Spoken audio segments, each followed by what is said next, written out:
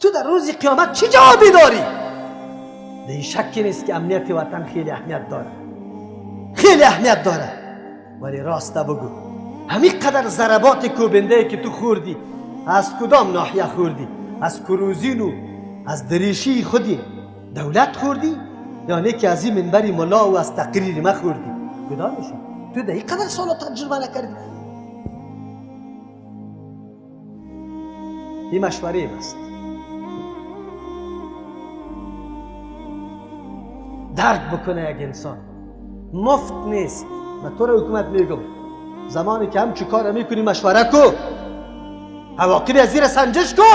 افرادی که در زندان است موردش قطع علمای دلسوز سنجش بکو، مشوره بکو کی مردم انجامش چی میشه. دولت باید ثابت کنه، دلیل پیش کنه.